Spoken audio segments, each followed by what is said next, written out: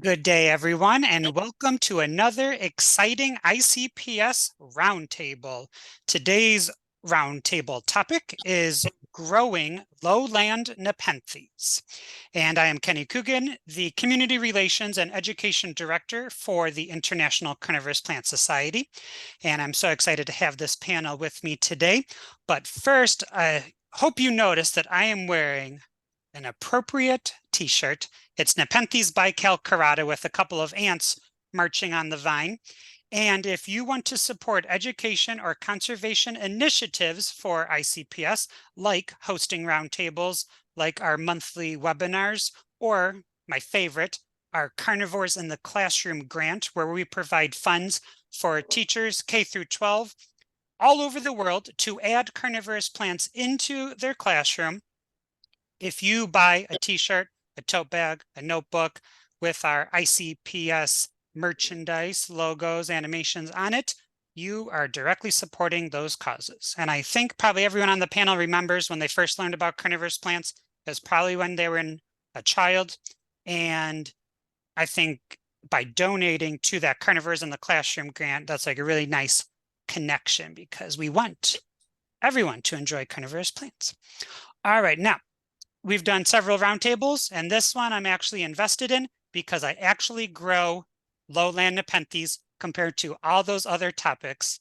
So I might even add something to the conversation. But first, I'm going to have the panel go around, and they are going to start off with their introductions. And if you want to share maybe your favorite one or two lowland species or hybrids you have experience with, that would be great. And panel, please introduce yourself. My name is Hali'a Eastburn. I'm a carnivorous plant researcher and the lab manager at Carnivero. I haven't grown any Lowland Nepenthes personally in a good amount of years because I've been moving around a lot. But I think my favorite is, at least at the moment, because I think I will find a new favorite in the greenhouse like next week. But my favorite right now is Alba marginata. Hi, my name is Gianne Souza. I am a high school teacher that somehow wandered into this conversation with so many amazing professionals. I grow Nepenthes in my basement, as you can see. I have my grow tent in the back there. And I think my favorite, oh gosh, it's so hard to pick a favorite, but right now I'm really loving my Nepenthes ampullaria lime twist, which came from Carnivero. All right, I am Hannah Bridgers. I help run Pearl River Exotics alongside my husband.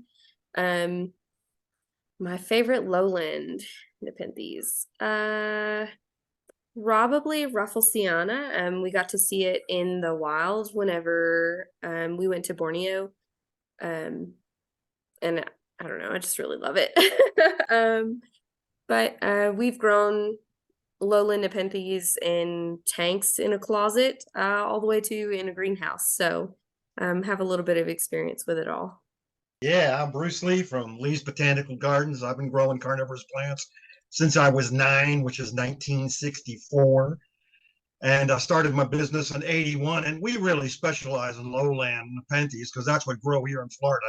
It's February 22nd, and it was 90 degrees here today. And the low last night was 65. That's our winter, but it does get cold once in a while. My favorite, it would definitely be the ampullaria as well. That's the or bicalcarata. They're both right there. I'm in Tampa, and today we had a record high of 86. Yeah, but it's not too unusual to be very warm in February. And I also specialize in lowland Nepenthes because they're easy for me to grow. All right, so the reason why we're calling them lowland Nepenthes is because growers decided that they wanted to separate the Nepenthes genera by the location. So if they lived either in the highlands, if they were mountain, or if they were lowland, like sea level. So we're talking Hey, about— how about the stuff in between? And then there's also the stuff in between, which are called intermediates. But today we're focusing on lowlands. And so the first thing that listeners are probably going to recognize is that they like warm temperatures. So let's go around and mention what is your temperature range? What do the lowlanders like? What can they tolerate? What don't they like? Bruce, you want to start? They hate anything under 50.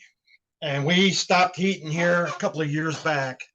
At 45, they start damaging. You see the spots in the leaves pretty quick. And at 40, you start losing foliage and the pitchers dry out. And once it hits that upper 30s, you lose the roots too. So in both December and January, just a couple months back, we lost a lot of plants because it got into the 30s for 4 nights in a row, which is very rare for this part of the state. But it does happen. And if you grow lowlands, that's the problem. Highlands will accept it. They don't care about that temperature. 38, 39 degrees, and they're growing just fine. Lowlands kills them dead. So Bruce, they can tolerate like 50s, but Right to about 50. Yeah. All right, Hali'a, what about you? Yeah, in Texas, we've had a few bad freezes over the last few years, and so we have heaters during the winters. We have to, otherwise we would lose a whole house. Because it's definitely got into the teens. That's not unusual for Central Texas. In my own hobby growing, I've been growing lowlands in tanks and fully enclosed tanks. And so the temperature that way just stays constant, like a good 75, 80, which is ideal for, I think, most of them. I think the upper range, though, too, is a problem. It gets real hot here in Texas, and we got to compensate with using a lot of shade cloth. Otherwise, those guys would suffer a lot in the heat too. So that's always a concern. So my lowlands liked my old apartment a lot more than our new house. Our old house was like a lot warmer, a lot more insulated, and it never got below 60 at night, and they grew a lot faster. Here, because I also have highland plants in this grow tent, I have the lowlands in a smaller growing area with a heat pad that kicks on at 60 degrees at night. It just is controlled by a thermostat. And then that helps it maintain a higher temperature that way. But even then, they are much, much slower at the lower temperatures. So unfortunately, we actually just had to close down our lowland greenhouse for several reasons. But when we had that up and running, it was in South Mississippi, and we just used evaporative cooling and propane heaters for our heating. And they really flourished in like the spring and summer. And I mean, temperatures, we just tried to keep it below 90 in there during the summer and stuff. And then in the winter time, we tried to keep it around 80 or 75, 80 during daytime. And then at night, not let it get below 60. We brought some of our really big, nice collection lowland plants to our greenhouse here. But unfortunately have lost pretty much everything through the winter here. Just because, you know, this is our highland greenhouse, so we're having to cater to highland plants, and they just can't handle the long-term exposure to the, you know, nights where it's in the 50s or a little bit below. And you know, it's kind of like what Bruce was saying, you see the spots and then the roots go, and it's just kind of like a slow fade out. But hopefully over the next year or so, we'll be able to rebuild a lowland dedicated setup and really get that going again. But yeah, they really suffer when those nighttime temperatures stay consistently below 50. Now, another panelist that we've had on a different subject about growing Sarracenia, Manny Herrera, I know he heats his Lowland Nepenthes when it gets 55 or below. And because I have a very small greenhouse, I heat it when it gets 69 or below in the winter.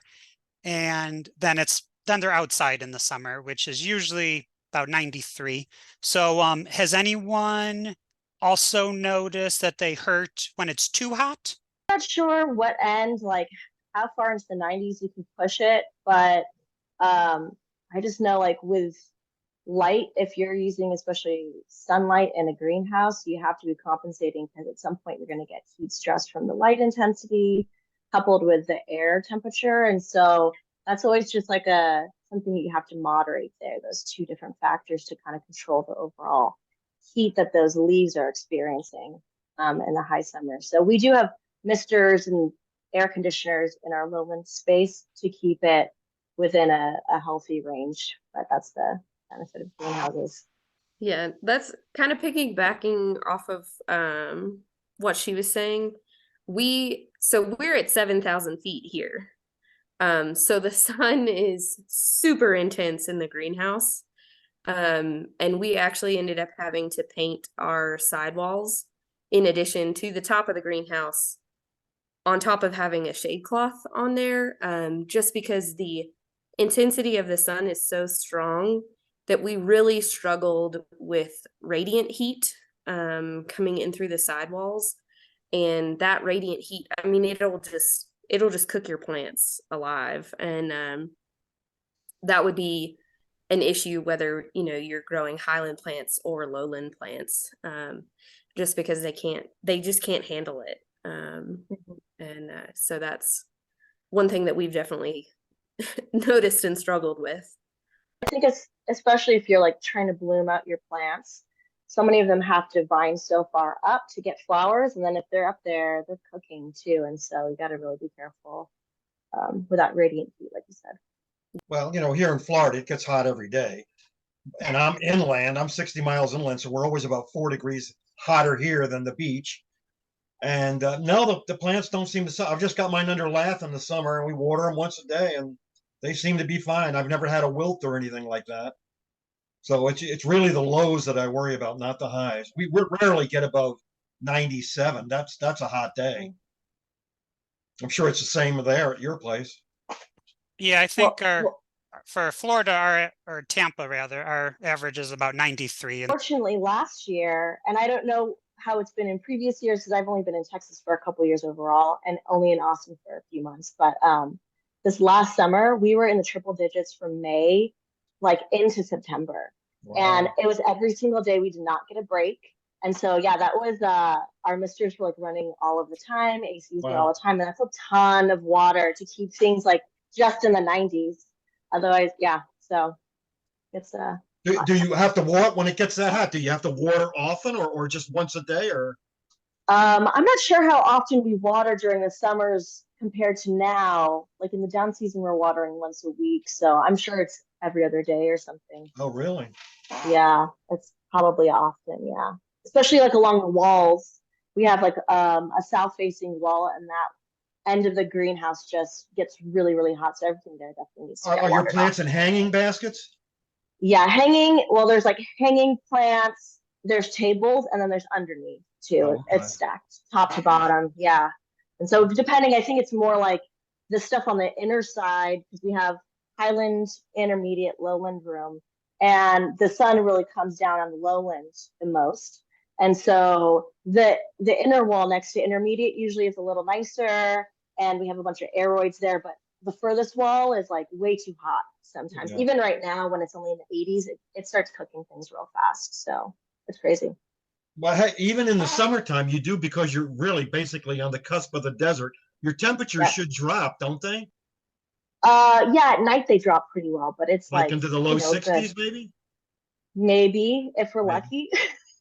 Sometimes not so much. Sometimes it drops to like the 80s at night, and so it's really yeah, it's kind of crazy out here. Yeah, it's different type of heat for sure. Yeah, I know. I know. Yeah, Hali'a, temperatures in the hundreds. I would say that's probably too hot for a lowlander. Yeah, just love it. Yeah. So, Gianne and Hannah, you have seen Nepenthes out in the wild. Specifically for the lowland types, were your clothes clinging to you because of the humidity and the heat? Did you think it was nice? When you replicate that in the greenhouse, are you thinking like, oh, if it's nice for me, it's too cold for the plants? Or what's your take? You should probably start sweating in the first 5 minutes that you're in there. And then it's probably about right. Really, really probably more immediately than, waiting 5 minutes. At least that was, my experience. Because we went, to Borneo in the summer, and it was actually the dry season when we went. And I'm pretty sure that the entire time we were there, I didn't stop sweating. So, Can you they tell us definitely, some of the species that you saw? so we were there to help rediscover Mapuluensis and Epiphytica. So those were the big ones that we got to see. And seeing Mapuluensis in the wild was, I mean, I don't know that I can truly explain it in a way that captures what that experience was like. But we got to see Ampillaria, we got to see let's see, Reinwartiana. I'm trying to think of all the others that we saw. There were so many. And Rafflesiana, which was one of my favorites, and all kinds of natural occurring hybrids too, which was really cool to see as well. Just because I think a lot of times we think that only like really occurs more so in cultivation, but it definitely occurs some in, out in the wilds. And but it was awesome, and it's hard to believe that trip's been 4 years ago now. So I went on Red Fern Adventures Giant Nepenthes expedition. There were 6 mountains, but I only got to go to the last 3 because of my school. Like teachers can't really take that much time off during the school year. So unfortunately, I didn't get to see a lot of the kind of the big famous ones. I really wanted to see Attenborough and Palawanensis on the last 2 mountains. So that's what I was really focused on. But I did get to see tons of Philippinensis walking up the mountain. And I was the opposite of Hannah. I went during the monsoon season and it rained. I haven't seen rain like that since I was in the Philippines when I was a kid. It was just like sheets of rain, like you can't see in front of you 2 feet rain, and just rain it just didn't stop. So yeah, and I felt it was weird because it was warm rain. I've never felt it like that. So you're totally soaked to the bone and you just feel fine because it's, it's just like body temperature rain. So that was pretty cool. I didn't sweat because it just all got washed off. But tons of Philippinensis, and I was lucky enough to see 3 Rafflesia flowers, which was super cool. The Rafflesia were in bloom. We saw Pricei and oh goodness, Carrie. Might have to fact check myself on that one, but that was super cool to see the Rafflesia in bloom. It just looks like a cartoon plant. I know they're not carnivorous, but it was such a big moment for me to see this child's drawing of a flower just poking up out of the ground. That was fantastic. And how large were they? They were smaller than I thought they would be, but like about this big, not the biggest you can have. But yeah, it was a fantastic plant. I guess it just looks like a kid drew it and it came to life, like it was animated. It just really stark, beautiful, bright magenta and white, like very high contrast flowers. And they also didn't smell. Like I had my face pretty close to it, like this far, and it didn't smell that bad. Like the jackfruit that was rotting next door smelled worse. Yeah, it was weird. All right. So speaking of monsoons, I'm curious about everyone's water philosophy. Some lowland Nepenthes are kind of more known for growing in like a swampy environment or a bog environment. So do you replicate that in cultivation or not really? Gianne, want to go first? Or can you also say like what lowland species you're growing? Oh gosh. Ampillaria. I purchased it as orbiculata, but it's probably a mirabilis type. Gracilis. I have a Gracilis several gracilis, clipiata. Let's see what else. Albomarginata. So anyway, yeah, for those, grow- what's your Mhm. water schedule or? It should be better. I find that they are much more sensitive to me forgetting to water than my intermediate and highland plants. The leaves are just so much thinner. And I try to water them when I do it by feel. I try to water them when they feel light or before they feel light. I try to just water them 2 or 3 times a week. It's hard as a teacher. I just get really busy. So I water them every time I go in the grow tent, and they appreciate that. I find they lose their traps like that if I don't water them properly, which happens during the school year, unfortunately. Hannah, what about you? So when we had our lowland greenhouse in Mississippi, we really had to kind of get creative to combat the heat. And so in addition to the evaporative cooling, which is fairly effective, but when your humidity is high, it's not quite as effective. So one thing that we would do is we would also hook up our misting system. So to be kind of like our last stage of cooling. So if if your exhaust fans kick on and they're both going and it's still getting, your temperature is still climbing, we would have the misting system kick on and, dump that moisture into the air, and that would really cool things off fairly quickly. But on the opposite side of that, if you end up having too much water sit on your leaves, you can end up with issues with that as well, like causing, crown rot or just spots on the leaves, that kind of thing.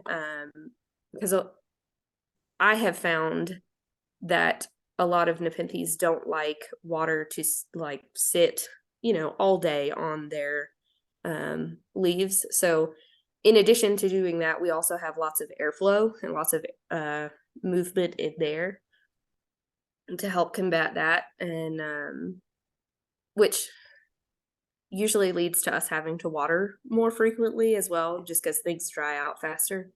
But I feel like it's a constant battle of like, you can't, at least we've never been able to set like, okay, I'm going to water Monday, Wednesday, Friday, or that kind of thing, just because conditions outside change so much, which then change your conditions inside the greenhouse. So you just kind of have to go off your, I don't know if you'd say your gut, but the plants tell you what they need. And so you kind of have to just use your best judgment to decide when you should water and that kind of thing. Does anyone have experience growing Nepenthes clipiata other than Gianne?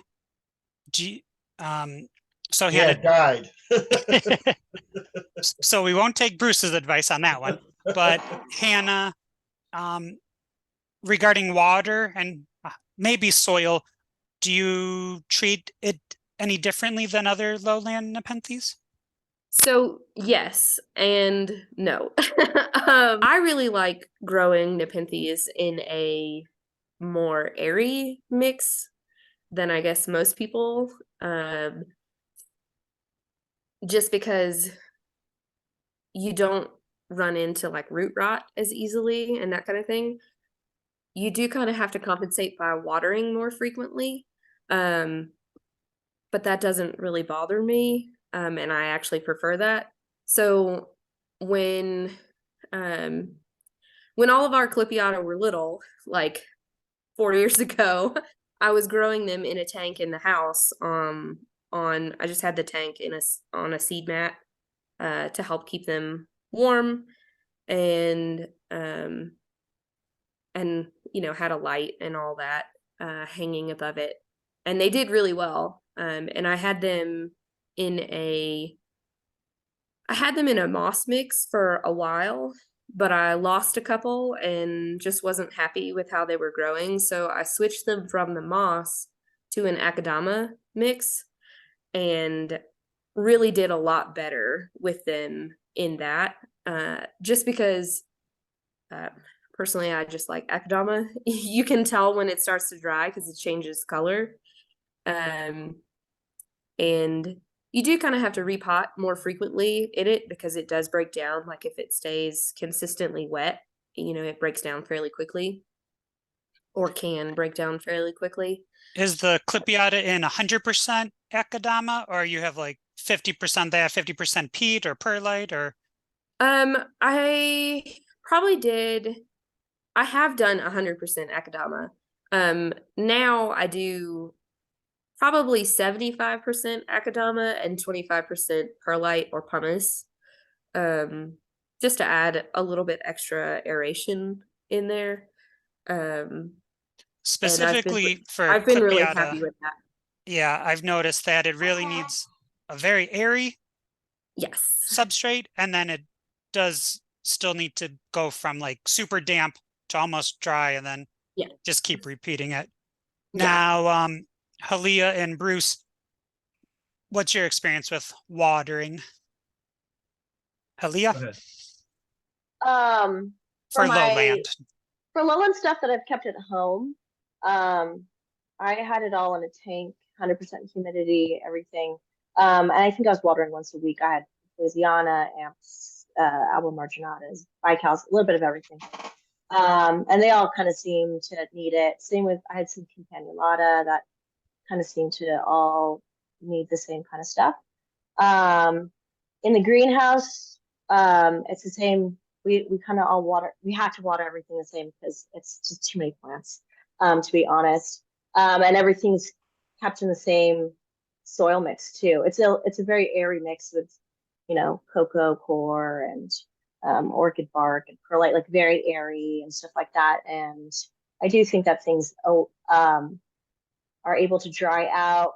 We do have to play the same game as Hannah, where we're taking into account the amount of water that's coming out of misters and air circulation and all of that. And so sometimes that means moving plants around or whatever, because rot is a bigger problem especially when temperatures are so high consistently. Rot's always going to be an issue. And so in big greenhouses, it's a little trickier, but I think at home it's a little easier to control your environment. I always enjoyed growing lowlands for that reason. It's pretty straightforward. That's in a bigger greenhouse, you end up with these like microclimates. It's kind of easy 100%. For us to think that, in a greenhouse, everything's going to be the same, but it's very much not. You end up with, all sorts of little microclimates. So you kind of have to fuss with the plants to 1000%. Figure out where they do best. Mm-hmm. Yep. So, Bruce, we have. Oh, go ahead. I was gonna say, like, we definitely have tables where like trunks and amphilarias live, and then like on a different side of the greenhouse we have arbor marginatas and some other things like that grow better in a different corner. And so those zones are definitely true. Bruce, does your structure have a roof? Well, it's got fiberglass sides, and I used to bag it, but no, during the winter all year round we just have shade cloth. But we've got a rainy season from July, August, and September, so we don't have to water at all. But the rest of the year, we do have rainbirds, and usually it runs once every, a.m. so that the plants have all day to dry out. And the problem is drying out. We use a lot of peat and some perlite, and believe it or not, some styrofoam peanuts. They love styrofoam peanuts. And, with that mix, you will dry out. And if you dry your pea out, boy, is it hard to rehydrate. You literally got to take it down, put it in a bucket of water, and leave it there for an hour. Bruce, do you keep certain species wet for longer periods? I'm thinking like bicales or ampullarias. Well, the ampullarias and so does more. You were talking about the swamps. I've got one mirabilis that's a swamp plant. If you take it out of the water, it dies. It literally sits right in water, right up to the top of the pot. I mean, the roots are completely submerged 24/7. That's the only way it'll grow. If you try to grow it dry, it dies. All the rest of the plants I have in hanging baskets, and they're, they drip dry every day. Does anybody else keep Ampularias wetter than other plants? I know you guys are in huge greenhouses, so maybe Well, not. you know, if you read in the book, they say Ampularia is a swamp plant. Yeah, it makes Yeah. sense the way it grows. Like it's definitely wants to vine on the ground. It's not much of a climber if Yeah, with the if you terrestrial don't coat. So pictures all that, being all over. yeah, so that would make sense that it's adapted to more saturated soils too. Yeah. But I don't know anybody that really grows them wet. Yeah.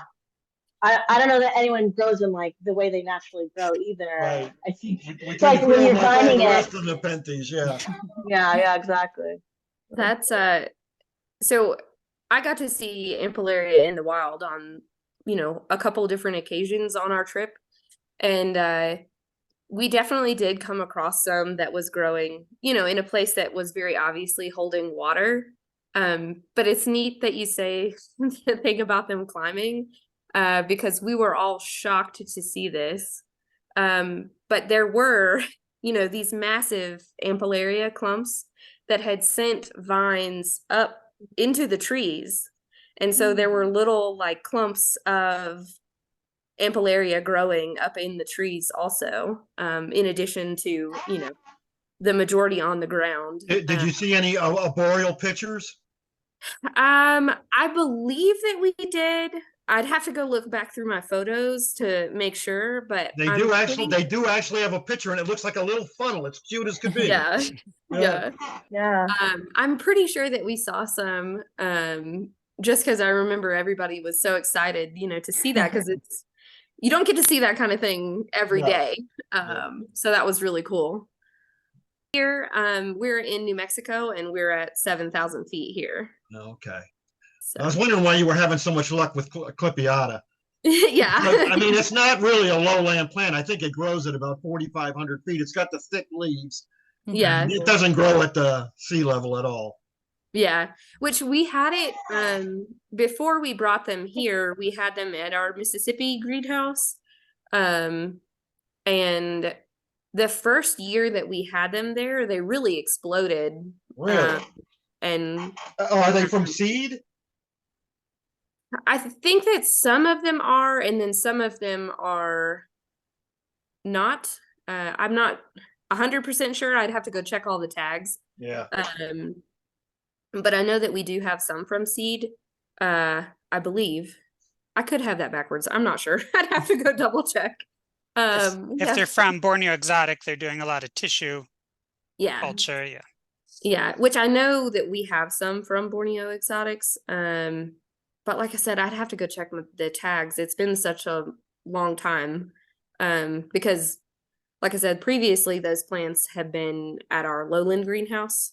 And then just in the last couple of months, we brought them. I'm amazed because there's a few growers here in Florida that have tried them and they don't seem to like it.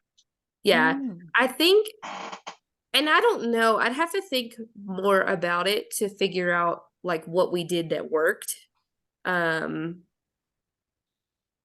I'm not sure. I mean, it may have just been keeping them slightly cooler or, shading them more. There's all sorts of factors that go into that.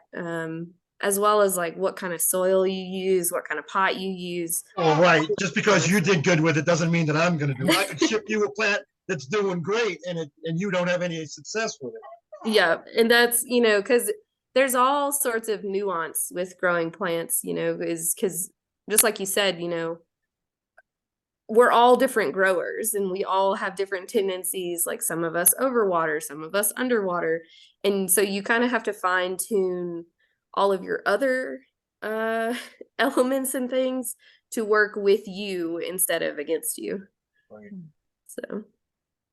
So for my Ampullaria and Bicalcarata, I use coconut core, coconut chips, and peat, and like very little sphagnum. So it's like a very heavy mix. And then I, like a lot of my other Nepenthes, I heavy water and then let them almost dry out all the way and then heavy water again. And then I also wanted to ask everyone about pot size and maybe specifically for Ampullaria or Bicalcarata. I noticed that for those, they really benefited from a very large pot. And I had, leaves that used to be 2 inches, and then the leaf jump was like 8 inches, 10 inches.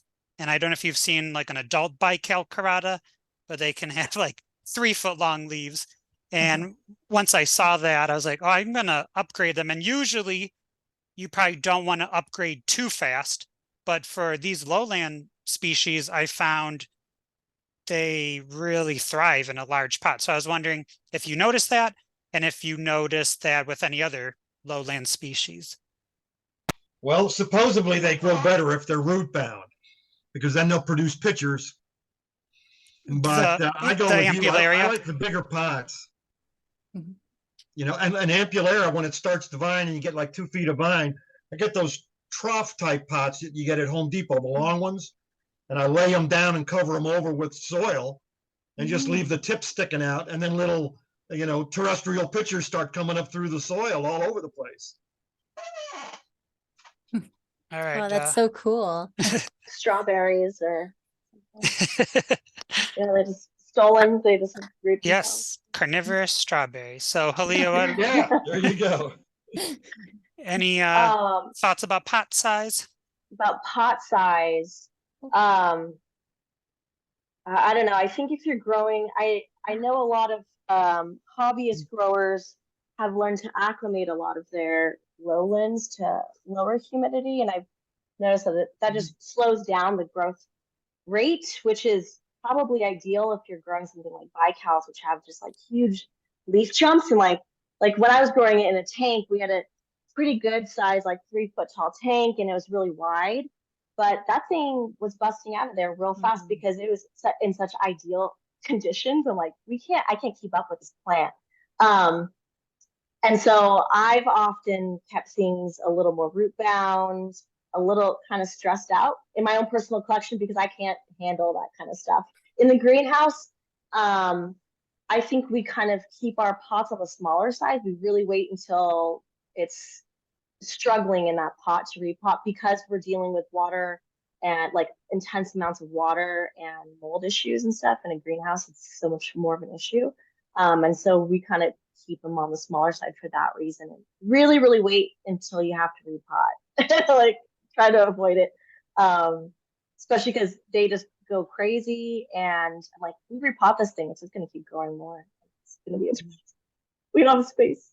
I remember the first time I saw like a mature bical carata pitcher, I didn't realize that they're like apple size or even, you know, bigger. So I was looking at my little 2-inch seedling and I was like, oh, we gotta amp this Yeah. up. And then once I started putting them from a 3-inch pot to a 1-gallon pot, and every bical that I've done that with, and a kind of a denser mix, they've really that, and then of course not allowing them to get below 69 in the winter, they've just grown, you know, they make me very happy. Yeah. I was cutting some bical leaves the other day and they were literally this big on one of our breeders. Huge. All right, Hannah, anything about pot size or species specific pot size? So we tend to, I mean, we have our little like 3-inch little like green, they're actually orchid pots. They have a very open bottom that we plant, you know, pretty much all of the plants that we're going to sell into. Just because I feel like they're really great for, you know, small plants that you get from like Borneo exotics and places like that. Because they'll support that plant for the next, you know, year and a half. But in terms of like collection plants and stuff, we tend to go the bigger the better with pot size, just because I think kind of like what you were talking about before, we've noticed those big like explosions in the plant, like when you repot them into something that they can actually send down roots and stuff. They tend to also grow more heavily above the ground. And so that's kind of always been our philosophy. And you know, there might be some variation between species and stuff like that, but generally we will repot into a bigger pot. And that also gives you a little bit of added security, especially like in the summertime. If you're having trouble keeping things watered, the bigger the pot something is in, the better, because then they, hold on to that moisture a little bit more and they don't dry out quite as fast. Whereas if you have everything in smaller pots, they're going to dry out a lot faster. They're going to be more susceptible to really dehydrating and stuff like that. And the larger pot also buffers the temperature. Yes, yes, that also helps a lot. Which here we primarily grow highland plants. So that's another big thing that we are considerate of here. But even with our lowland plants, it kind of works both ways, because you get that insulation against cold, but you also get insulation against heat. So, so we've noticed benefits with both highland and lowland plants.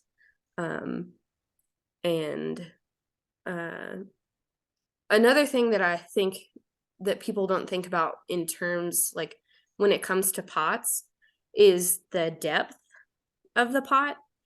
So sometimes you can get really shallow pots, which will work okay for some plants. But deeper pots are usually better, because you end up with a more natural water gradient in the pot. So if you keep your plants really wet, then the roots at the surface, they can really spread out, so that, the plant can send more roots out to the surface, so that they have more dry area, so that they can still get the air that they need, so that things don't rot. Whereas if you have everything in really shallow pots and you water a lot, then those roots are not always going to get the air that they need, and your chances of rot are going to be a lot higher, which is also true. So like if you grow a lot of Drosera or Sarracenia, you'll want those to be in deeper pots in your water tables or whatever, because then, like I said, you get that nice gradient, so that the roots can spread out at the top and still have access to air and stuff, but can also send roots, a large taproot down to the bottom, so that they can still get the water and all that they need. And you get that really nice, like more natural gradient of water throughout the pot. Now, Bruce mentioned Clipiata has like thick leaves, and then Hali'a was mentioning like people are kind of acclimating them to lower humidity. So does anyone in the panel think that lowland Nepenthes would make good house plants, or are their leaves too thin? Would like a highland Nepenthes make a better house plant? I remember watching a video, and somebody was growing a bical like on a windowsill with like a seed mat underneath it, and I was just thinking that's never going to work. but they did it for multiple years, and they said it did work. And then I was like struggling having them in a greenhouse in Florida until I started heating it, ambient temperature to 69. So what's everyone's thought about humidity and if they can be a house plant? Bruce? Yeah, they cannot be a house plant. First of all, they need a lot of light. And second of all, they need some attention. House plants get very little attention. So no, I don't think that they'd never work out as a house plant. Not enough light and not enough attention. All right, Hannah, what do you think? I think it depends on the person. So we do consultations also through the business. So like if somebody has some issues, they can, contact us, and we can do a video call and try and help figure out what's going on. And I have talked with a lot of people who have been successful growing plants, inside, whether it be, just on shelves with lights, or in, a grow tent or a terrarium, whatever works for their situation.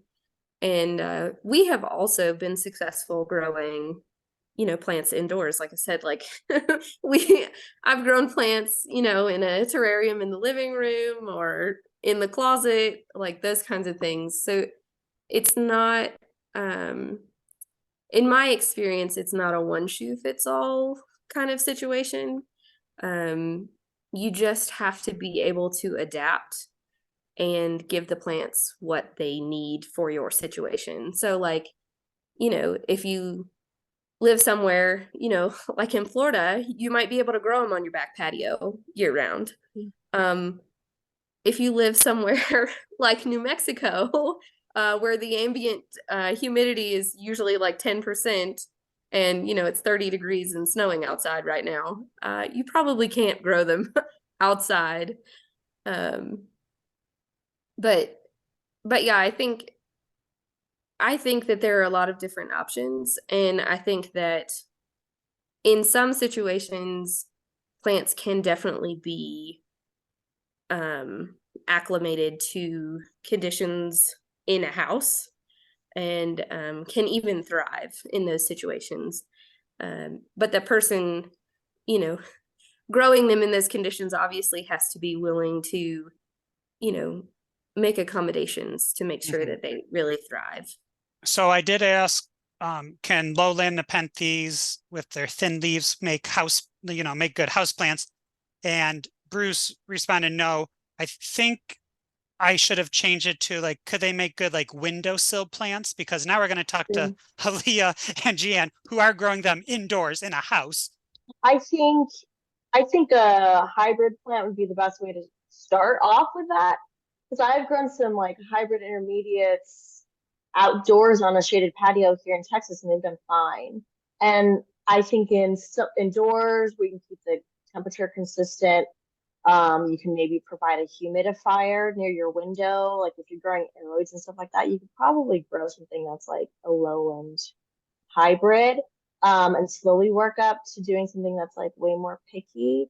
Again, I've heard of people acclimating like bicals to 10 to 30% humidity, and their plants look okay. Like they're smaller. And I think, I think like you just have to come to terms with the fact that like if you're not growing your plant in ideal conditions, you're going to deal with things like really slow growth or really smaller leaves or pitchers. Like you're just not going to see the growth that it can potentially happen. That's just physics, right? But you can still grow a nice plant. Like bical pitchers, even when they're small, are really cool. And so like if that's your trade-off, and that's what you are cool with, and like that's fine. I think you can acclimate plants to a lot of different stressful situations that they're not genetically made for. But you just have to know what that comes with. Yeah. So yeah, I think you could do a lot of plants as windowsill plants. I think intermediates are a great option for that. But you just kind of have to know what to expect. And I always think like putting a humidifier in or providing misting and some additional light maybe.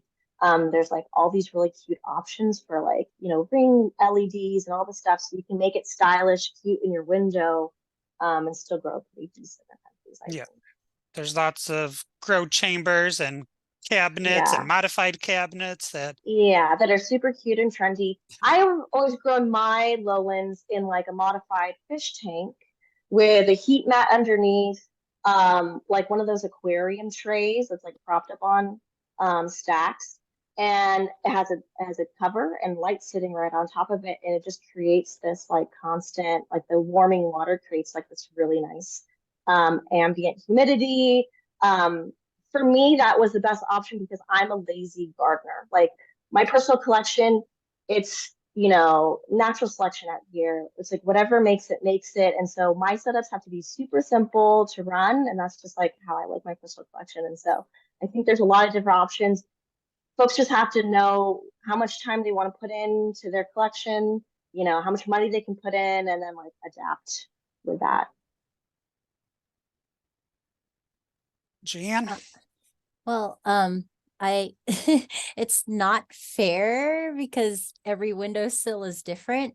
So in San Francisco, it never gets below, I don't know, 50, 55, and it never gets above 75. So it's a very narrow range. and I'm right by the ocean, so ambient humidity is really high. And on my old south-facing window, I could grow tons of Nepenthes. Like I had Nepenthes diariana was having pictures this big, just climbing up the living room curtain.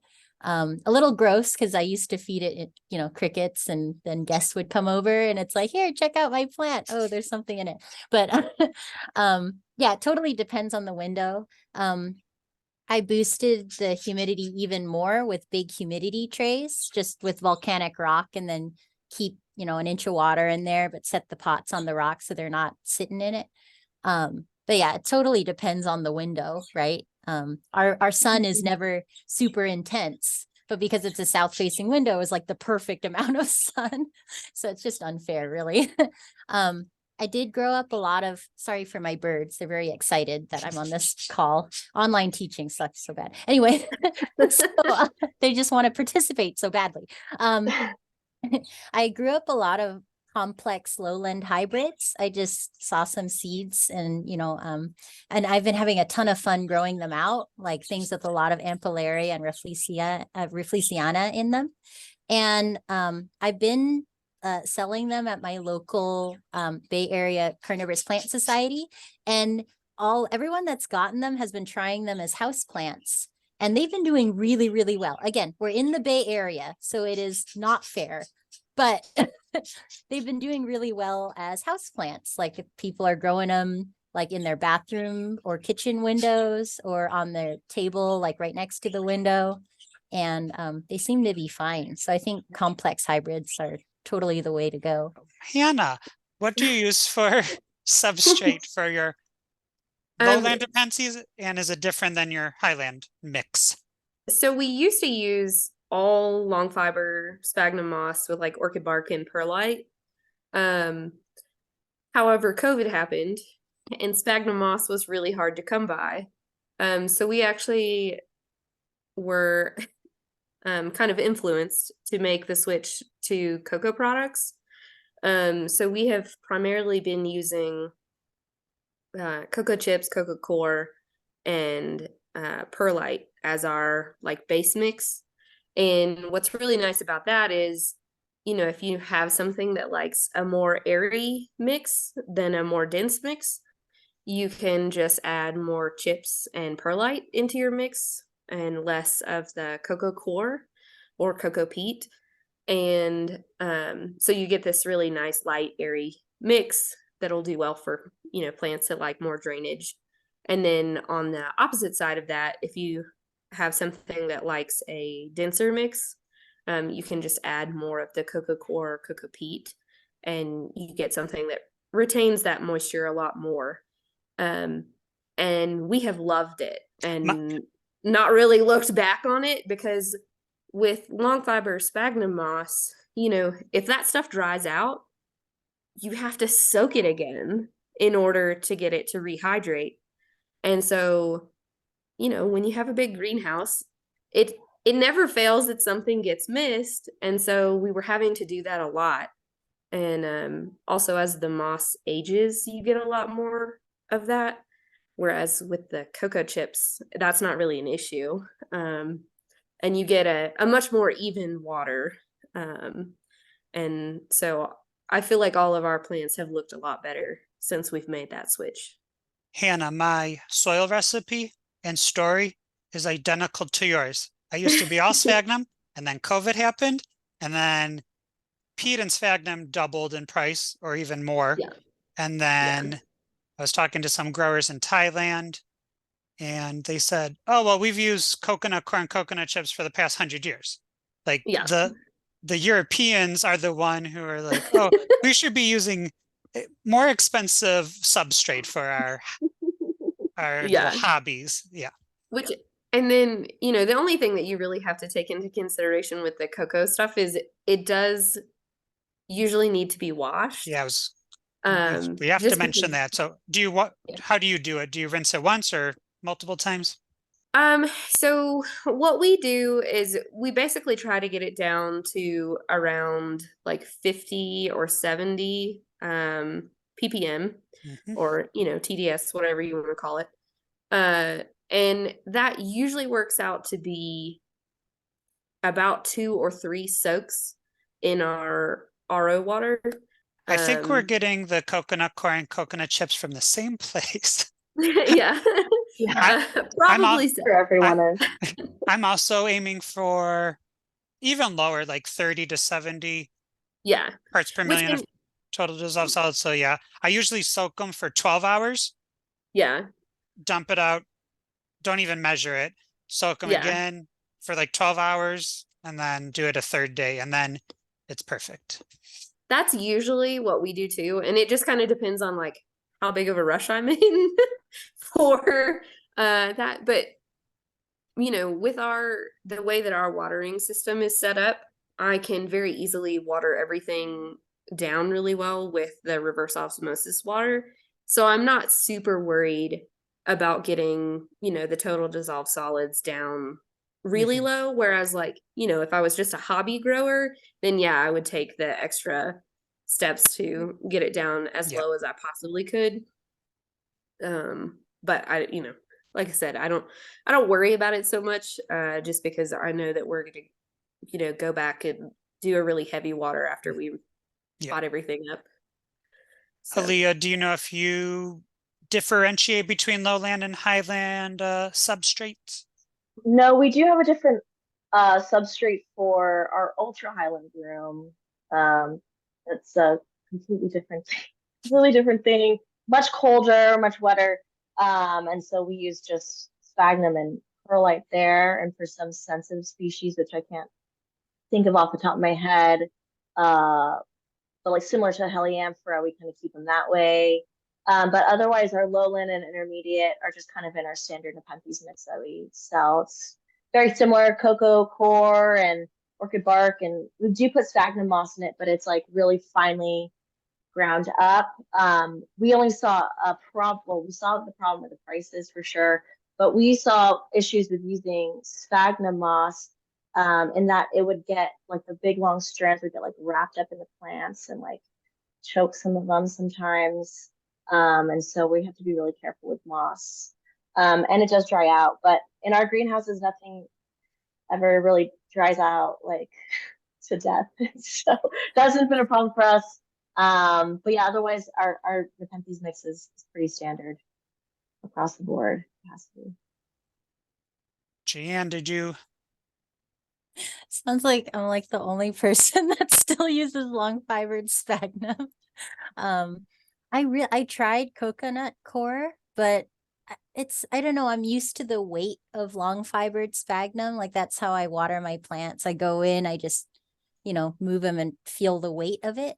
And it was really hard for me to feel the difference using the coconut core, but I'm gonna try it again. Because yeah, the prices are insane. I got lucky with this last bale. So as soon as it's done, I think I'm gonna try again. But yeah, I just have difficulty feeling the change in the pot, I guess. So I do equal parts coconut core and coconut chips, because the core is just so tiny and it can get so heavy so fast. I thought that wouldn't be area enough, so I had this huge sized perlite and then coconut chips and coconut core. And then sometimes I do put some sphagnum in there too. All right. Anybody else? Bruce, you wanna?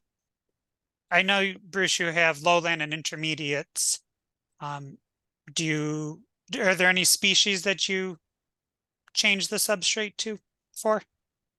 No, not really. And I don't like to repot very often, so I don't use the sphagnum, because here in South Florida, it breaks down pretty quick. In 9 months, it's already ready to be repotted. And I like to go about 4 or 5 years before I repot. And in Europe, they're going to be banning the sale of peat. Well, the peat that's expensive. You're right. It's tripled in value in the last 2 years. That's horrible. Have to find something else. All right, panelists, because I am in Florida and I grow everything outside, I definitely favor lowland plants. So now we will have a fun game of going around the panel and saying why lowland plants, lowland Nepenthes, are better than highland Nepenthes. And I'll start. Mhm. The Bicalcarata's fangs are superior to the teeth in Hamada and those other toothy Nepenthes, which I don't even know the names of because I have no interest in highland Nepenthes. All right, Hannah. Goodness. How am I supposed to follow that up? Maybe not like growing wise or look wise, aesthetically, is there any super, because I feel like highland Nepenthes get more love. Got it. So we're trying to, So lowland Nepenthes in general tend to grow faster. So if you want Mhm. a more showy plant quicker, that's where you spend your money there. very good. All right, Gianne. I've been having so much fun growing lowlands with lots of ampullaria in them, and they got fat, beautiful little pitchers that look like tiny tennis balls. And that's why I love them. They're just like so round, you want to squish them. Yeah, that's definitely a unique lowland Nepenthes trait, like short, squat, really round ones. They make good breeding stock. All right, I won't keep saying. Go ahead, Hali'a. Do you have Well, again, I'm a lazy gardener, and so I think lowlands are actually pretty they're like the least fussy out of most of the ones that I've ever grown, especially if you can set up a tank roll. Like tanks are super easy and cheap to set up, and then you don't even have to look at them. It's great. So yeah, for the ease, I always go with something more lowland. Ease of maintenance. I live in South Florida. They love it out here. Yeah, giving temp drops. What? I do that. I used to put like big chunks, like big frozen water bottles and like a terrarium to give them like a 20-degree I temp went drop. through Like, that myself to try to keep too that highland much. stuff alive. Like they're not that cool, guys. Got a refrigerator, cut the top out of it, made a big dome out of it, had a terrarium with thermostats on it. You're getting Not crazy. cute. Doesn't look good in your house. I just need to plug my ears. Does anyone know Blasphemy. Does anyone know if there's any highland Nepenthes that have fat tendrils or like winged tendrils?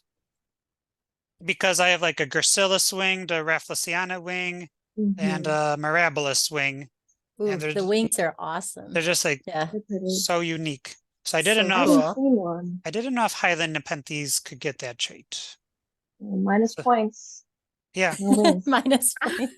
another reason why lowland Nepenthes are That would be- superior. All right, well, thank you so much for entertaining us and teaching us about lowland Nepenthes. It's not a surprise that gardeners, educators, and scientists are fascinated by these unique plants. The International Carnivorous Plant Society, or ICPS, not only love these plants, but welcomes growers just getting started all the way through professional scientists. The ICPS even started an annual World Carnivorous Plant Day to celebrate them. The free online event is held the first Wednesday of May. Take a look around our website and you'll find historic documents about carnivorous plants, growing guides, free educational resources, and more. Have questions? Ask. We don't bite, but our plants do.